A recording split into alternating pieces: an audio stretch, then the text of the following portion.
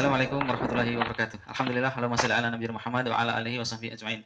Teman-teman, semoga selalu sehat, semangat dan sukses selalu, dan watawassaw bil haq watawassaw bis sabr, serta mengambil faedah dari kehidupan kita sehari-hari. Teman-teman sekalian, kali ini kita akan masih untuk mensoroti, yakni statement-statement ataupun ucapan-ucapan Mas Habib Kribo atau Bang Kribo ini yang membela Panji Gumilang, yang diantaranya mengangkat isu tentang Syiah, tentang Sunni dan Syiah, dan kalimat-kalimat yang menjadikan syubhat bagi kaum muslimin. Mari kita saksikan terlebih dahulu teman-teman sekalian. Besok yang saya khawatirin apa? Akumulasinya apa? Terjadi kepada minoritas. Bisa saja dituduh sesat kafir. Contoh lagi kita lihat negara Arab. Isu madhab, Sunni dan Syiah, ini persepsi manusia yang relatif. Agama ini semua relatif yang ada kita yakini saat ini. Karena kita bukan pemilik kebenaran mutlak. Isu relatif aja bisa saling bunuh. Gara-gara isu madhab, sunnah dan Syiah. Bukan mustahil akan dibawa kemari. Ya, Bang Kribo mengatakan bahwa kebenaran itu relatif dan mutlak adalah milik Allah, sehingga semua kurang lebihnya untuk tidak mengklaim dirinya paling benar, khususnya tentang mazhab Sunni dan Syiah. Apakah ini hanya sekedar perbedaan mazhab atau tidak, teman-teman, kita akan pelajari lebih lanjut. Namun sebelumnya, tentang kebenaran yang relatif ini akan menjadikan semua kebenaran. Padahal Allah Subhanahu wa taala telah berfirman, al-haqqu mir rabbika fala takunanna minal mumtarin. Kebenaran itu adalah dari Rabbmu, dari Allah Subhanahu wa taala. Sebab itu jangan sekali-kali kamu termasuk orang yang ragu-ragu.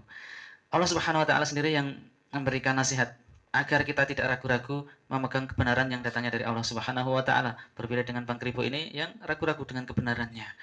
Kemudian teman-teman sekalian, tentang mazhab Sunni Syiah. Benarkah ini sekedar mazhab dan perselisihan yang tidak serius? Maka coba kita tengok teman-teman sekalian, ada buku teman-teman, yakni seperti ini bukunya. Nah, buku ini adalah ditulis oleh Majelis Ulama Indonesia atau MUI Pusat, yang mana dengan judul Mengenal dan Mewaspadai Penyimpangan Syiah. Kemudian di buku ini juga dilengkapi dengan pernyataan-pernyataan ulama besar Indonesia, seperti Hadratus Syekh Hasyim Asy'ari yang cukup kita kenal ketokohan yang fenomenal, kemudian Profesor Dr. Hamka, Dr. Muhammad Nasir, kemudian juga Kiai Haji Hasan Basri. Nanti teman-teman bisa download, insya Allah ada. Kemudian bisa ke MUI, yang mana dari tokoh-tokoh ini semuanya sepakat bahwa Syiah itu adalah menyimpang. Langsung saja teman-teman kita saksikan ya, di antara penyimpangan, sehingga perbedaannya antara Sunni dan Syiah. Sehingga Bang Kribo ini khawatir nanti kalau sampai mayoritas akan menyakiti, kurang lebihnya begitu ya, menyakiti minoritas. Padahal dari zaman dulu sampai sekarang, kaum muslimin di Indonesia yang notabene adalah sunnah atau sunni tidak pernah melakukan diskriminasi ataupun pemojokan ataupun penyiksaan terhadap orang-orang minoritas, khususnya Syiah, yang Bang Kribo membandingkan ya dengan mana? Dengan Arab. Kita lihat Arab misalkan seperti Syria, iya mayoritasnya adalah Syiah. Iran, Irak, iya mayoritasnya Syiah. Di mana yang mayoritas Syiah, maka akan terjadi pertengkaran, akan terjadi pembunuhan. Berbeda dengan wilayah yang mayoritasnya Sunni, Arab Saudi misalkan, kemudian United Emirat Arab, Qatar, Indonesia, Malaysia, tidak pernah orang-orang Syiah dibantai.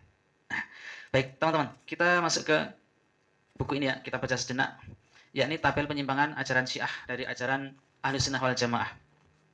Yang pertama, rukun Islam. Kalau kita rukun Islam sebagai ahli sunnah adalah syahadat, sholat, puasa, zakat, haji.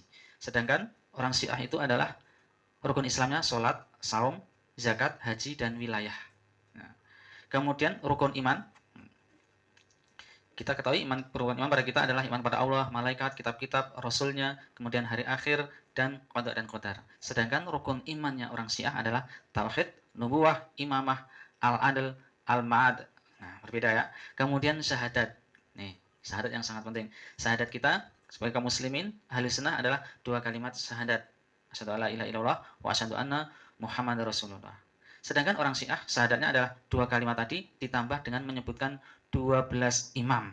Nah, 12 imam itu ada di tabelnya juga, yang di buku ini adalah diantaranya pertama adalah Ali bin Abi Thalib, Al-Hasan bin Ali bin Abi Thalib, Al-Husain bin Ali bin Abi Thalib, Ali bin Al-Husain Zainal Abidin, dan seterusnya. Kemudian imam.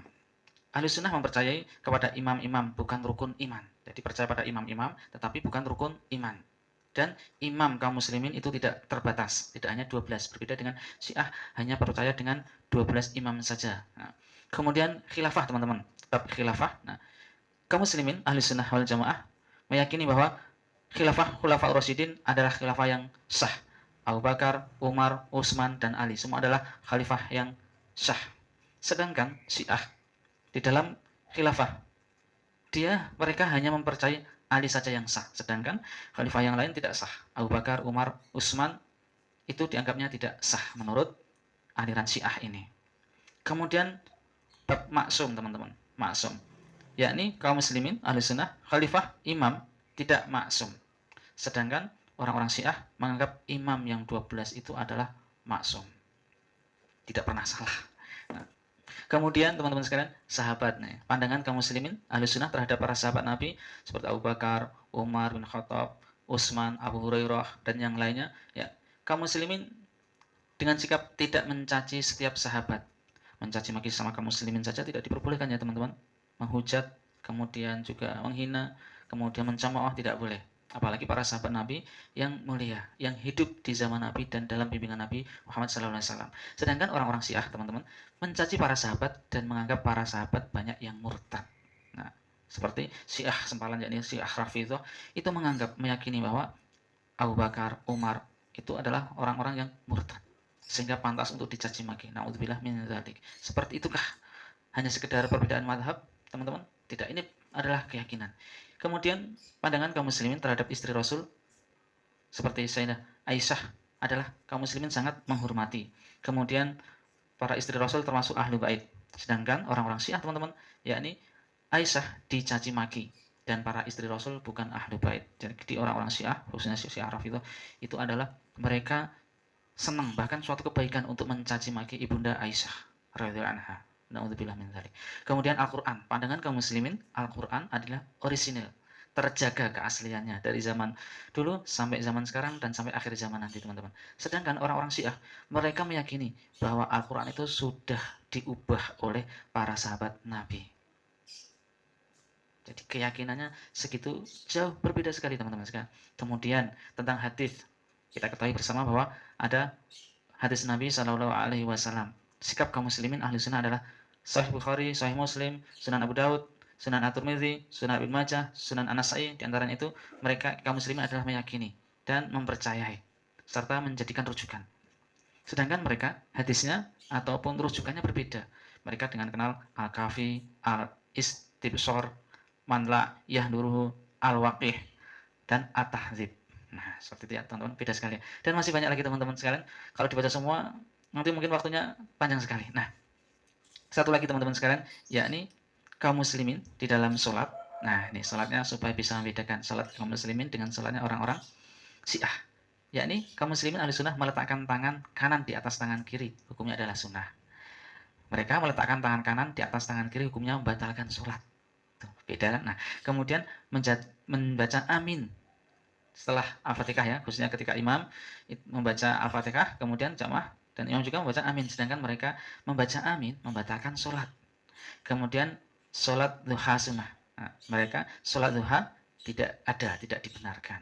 Nah, nanti teman-teman bisa memiliki bukunya, nah, silahkan mungkin hubungi MUI ya, ini sangat bagus sekali, bahkan juga terisi dari sejarahnya bagaimana munculnya Syiah sampai perkembangannya sampai ada di Indonesia ini, sehingga kita kaum muslimin dan juga anak-anak kita, generasi kita supaya berhati-hati agar terselamatkan dari keyakinan ataupun penyimpangan keyakinan yang menyimpang dari Syiah ini, sehingga negeri ini supaya tetap aman sentosa. Karena di mana negeri yang didiami oleh penduduk kaum muslimin ahli sunnah wal jamaah, maka akan tenang dan tentram dan Allah akan memberikan berkah kepada kita semua. Wassalamualaikum warahmatullahi wabarakatuh.